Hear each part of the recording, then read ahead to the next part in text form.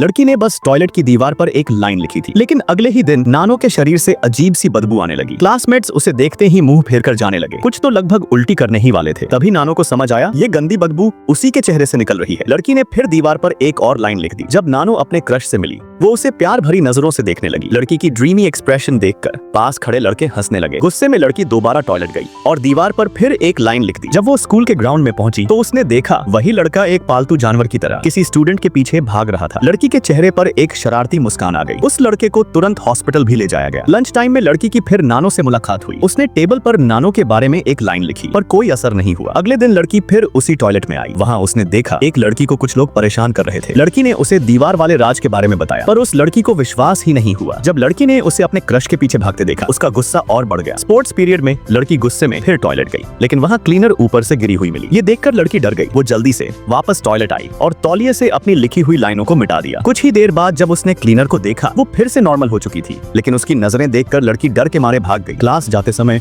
उसने नानो को अपने क्रश के साथ काफी करीब देखा। लड़की का खून खौल उठा। वो सीधे टॉयलेट भागी और दीवार पर लिख दिया, नानो का चेहरा चांद की सतह जैसा हो जाए। कुछ ही देर बाद नानो अपना चेहरा छुपाती घूम रही थी और लड़की फिर से खुश दिखाई दी। क्लास के दौरान अचानक एक लड़की खिड़की पर चढ़ी और नीचे कूद गई। सभी घबरा गए। लड़की तुरंत टॉयलेट की तरफ भागी। रास्ते में उसे वही लंबी बालों वाली लड़की मिली जो उसे धन्यवाद दे रही थी, क्योंकि उसने दीवार का राज बताया था। दीवार पर लिखा था उसे खिड़की से नीचे कूदना चाहिए। लड़की टॉयलेट पहुंची तो उसे तेज पछतावा महसूस हुआ। जैसे ही वो निकली, उसने देखा कि और भी छात्र यहाँ आ चुके थे। अब दीवार का राज सबको पता चल चुका था। इसके बाद अजीब घटनाएं शुरू हुई।